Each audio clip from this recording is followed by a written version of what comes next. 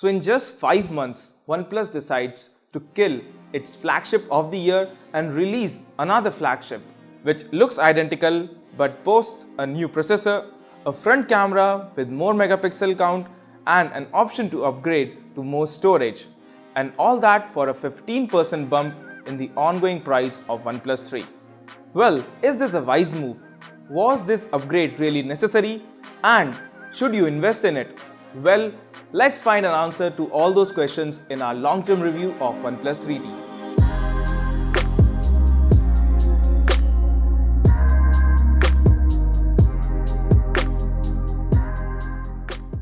Now before I get started, I just wanted to let you know guys that we have already done a long-term review of OnePlus 3, and if you haven't watched it, I would recommend you to have a look at it prior to this video. So let's start with the specifications, and here's a glimpse of the specification of OnePlus 3T and how it differs from the OnePlus 3.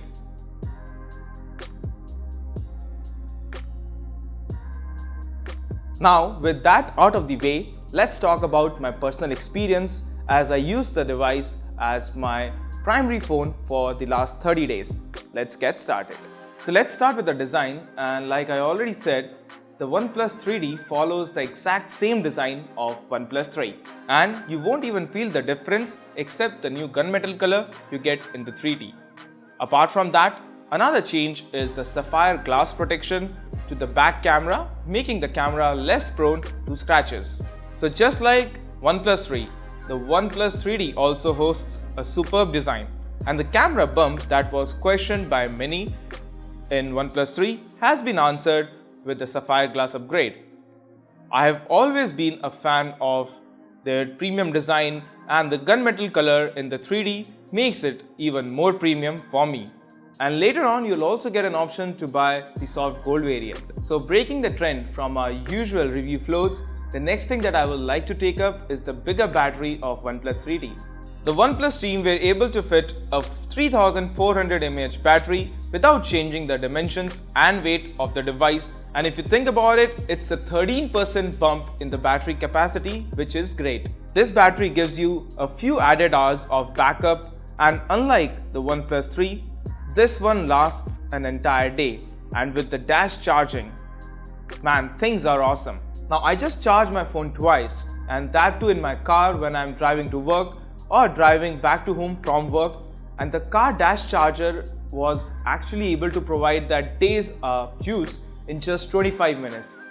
Now after the nougat update on the OnePlus 3T, there were some issues because of the battery bug, but then we have already covered it in one of our previous videos, and if you too are facing this battery drain issue, I would certainly recommend you to check out our last video where we showcased how you can actually fix this bug for a short-term duration. So moving on, let's talk about the camera, and when it comes to hardware, the back camera is exactly the same, and the photos are also same what you get in OnePlus 3. Now in reasonable light, you can capture some amazing details and accurate colors. The Auto HDR mode also helps a lot in outdoor photos. The speedy focus and the good sensor combines to create a good looking shot on the auto mode. Also, when it comes to videos, things have really improved with the EIS 3.0 coupled with the OIS. The videos that you shoot on OnePlus 3T are more stable and are actually less cropped, even though they have the EIS 3.0 when you compare it with Google Pixel. But when the stability of Pixel and OnePlus 3T are compared, Pixel still produces more stable video shots. The front camera is 16 megapixel, which is quite an upgrade when compared to the 8 megapixel front-facing camera of OnePlus 3. But this upgrade actually proves the fact that floated megapixel counts don't matter at the end of the day, because the picture quality is still what it used to be, and in fact, it has decreased when compared to OnePlus 3. Now, you'll not be able to see that much decrease in quality, and it's just my personal opinion that I'm talking about. So now let's talk about the performance of OnePlus 3T when it comes to numbers. The upgrade to Snapdragon 821 from 820 gives approximately 20,000 boost in the Antutu scores. But let me tell you again, these are just numbers. What most people are really concerned about is if the device is fast and smooth and if it's actually better than OnePlus 3 and worth the investment. So taking up the first question, OnePlus 3T is a blazing fast phone and could give any high-priced phone a run for its money. The 6 GB of RAM with streamlined multitasking also adds to the overall experience. So bottom line is, be it games, apps, multitasking, you won't be disappointed. Now talking about the second out. Now I know that on pen and paper, the OnePlus 3T gives you higher scores when compared to OnePlus 3. But still, the Snapdragon 820 processor on OnePlus 3 is amazing and it can take on anything that you throw on it. So these are just numbers, and in real life scenario, you won't even feel the difference. Now let's take up the display and storage of OnePlus 3T. Display is the same, which is 5.5 inches of HD AMOLED, and it has great viewing angles and sunlight legibility. The option to upgrade storage to 128 GB is also a nice addition on the OnePlus 3T for just Rs 4000 bump in the price. But from what I have found in my experience, and for all the smartphones that I've used for years now, 64 GB is not that bad either. Now talking about the software, I started using OnePlus 3T on Android Marshmallow with Oxygen OS 3, but the phone has been recently upgraded to Android Nougat with Oxygen OS 4.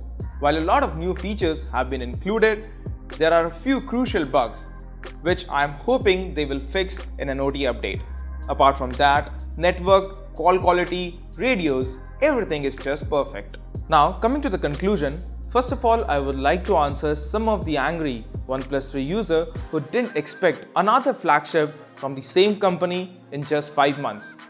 Well, the upgrade of OnePlus 3T is mostly on pen and paper, and if you are a OnePlus 3 user, you'll not even feel that difference. Your device still rocks, and if it makes you feel any better, I am a OnePlus 3 user and I'm really not looking forward for an upgrade to OnePlus 3T. Now if you are one of those users who has really never experienced the power of OnePlus 3 and are looking for a flagship device, well then OnePlus 3T will really not disappoint you. I know there's a 3000 bump in the prices when compared to OnePlus 3, but still at this price point the device rocks and it will give you a good run for the next 1.5 years or even 2 years. So friends, that was our review of OnePlus 3T, and if you have any additional doubts, please do ask us in the comment section, and if you haven't subscribed to our channel, please do click that subscribe button right now. So that's all in this one, and I hope to see you in my next video. Until then, take care and have a wonderful day.